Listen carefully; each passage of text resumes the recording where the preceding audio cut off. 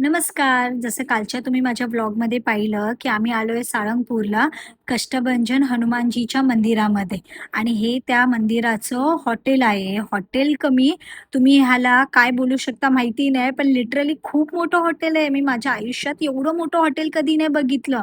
तिकडून आम्ही गेलो. पहिला हा मस्त असा गुजराती नाश्ता करायला.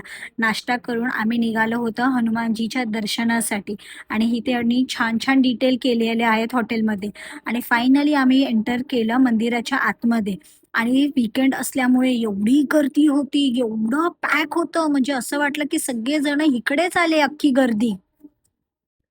आणि हे आहे मेन हनुमानजीचं मंदिर. कष्टभंजनचं जे मेन मंदिर आहे ते हे आहे आणि त्याच्या बाजूला हनुमानजीची एवढी भली मोठी मूर्ती आहे. म्हणजे तुम्हाला लिटरली वाटेल की हनुमानजी तुमच्या समोरच उभे साक्षात उभे आहेत. हे बघा ना किती फीटची ही मूर्ती असेल. बापरे! म्हणजे ह्यांना बघून तर लिटरली अंगावर काटा आला. आणि इथे काय पॉझिटिव्हिटी ह्या मंदिरामध्ये आणि एवढी शांती होती. सो मी आणि त्रिशवी उभं राहिलो लेडीज लाईनमध्ये आणि एवढी गर्दी होती. त्रिशवी कुठे हरवू देत नको म्हणून मी एक स्कार्फ माझ्या हाताला बांधला होता आणि एक त्रिशवीच्या हाताला बांधला होता. आमचं दर्शन फक्त 15 मिनिटामध्ये झालं. फायनली एकदा हनुमानजीचं दर्शन झालं. खरंच असं वाटलं पूर्ण बॉडीतून निगेटिव्हिटी निघाली आणि भरभरून पॉझिटिव्हिटी मी माझ्याबरोबर घरी घेऊन जाते.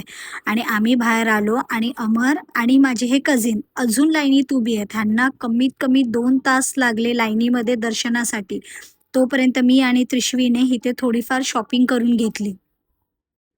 त्रिशवीने मस्त चिवताई घेतली आहे, ज्याच्यामध्ये पाणी टाकलं तर चिमणीचा आवाज येतो आणि ही मी तिकडे बघितली बोरं. बोरं बघून मी स्वतःला थांबू नाही शकली आणि इथे त्रिशवी नेहमी सुपर एक्सायटेड असते. आम्ही कोणत्याही मंदिरात जातो, ती पहिली एक्सायटेड असते हे टीका लावून घ्यायला.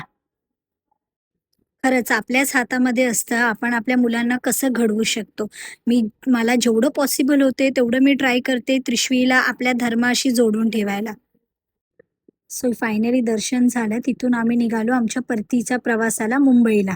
सो इथे थोडंसं आम्ही मध्ये जेवायला थांबलो. तिथे जरा त्रिशवी ही रिक्षा चालवत होती आणि आम्हाला एवढं ट्रॅफिक मिळालं सुरतला. बापरे! आम्हाला येता-येता कमीत कमी 15-16 तास झाले आणि त्रिशवी बिचारी एवढी क्रँकी झाली होती, कारण की आम्ही कंटिन्यू ट्रॅव्हलिंग करत होतो.